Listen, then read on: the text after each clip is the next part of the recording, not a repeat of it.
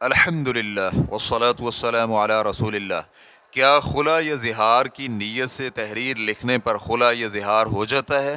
سوال کیا گیا ہے اگر طلاق دینے کی نیت نہ ہو تو لکھ کر طلاق دینے سے طلاق نہیں ہوگی، تو کیا یہی بات زہار، خلا، لعان اور فسخ جیسی دیگر چیزوں پر بھی لاگو ہوگی؟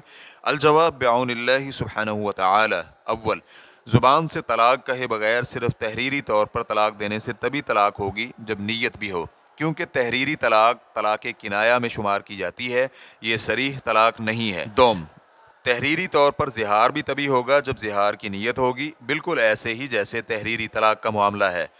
الحاوی کبیر جلد نمبر 10 صفحہ نمبر 169 میں ہے کہ تحریر اظہار کرنے کے متعلق دو اقوال ہیں، ایک یہ کہ یہ بھی طلاق کی مانند ہی ہے، جبکہ تحریری ایلا کے متعلق ایک ہی موقف ہے کہ ایلا تحریری طور پر نہیں ہو سکتا، کیونکہ ایلا در حقیقت اللہ تعالیٰ کی قسم اٹھانا ہوتا ہے اور قسم کنایہ سے نہیں ہو سکتی۔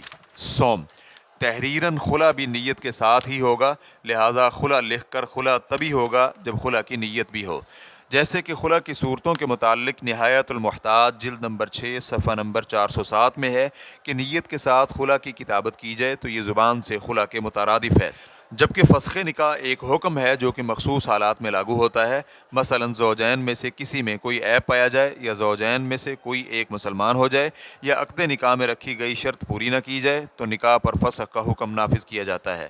چہارم، لعان بھی صرف تحریری طور پر کرنا درست نہیں ہوگا، کیونکہ لعان میں بھی اللہ تعالیٰ کی قسم اٹھائی جاتی ہے، اس لیے کنایہ استعمال کرتے ہوئے لعان بھی نہیں ہوگا، بالکل ایسے جیسے ایلا کے متعلق گفتگو الحاوی سے پہلے نقل کی جا چکی ہے۔ واللہ تعالی اعلم۔ اسلام کیو اے ریکارڈنگز، مؤسسۃ الشیخ محمد صالح المنجد، المملکۃ العربیۃ السعودیہ، فتویٰ نمبر 442021۔ والسلام علیکم ورحمۃ اللہ وبرکاتہ۔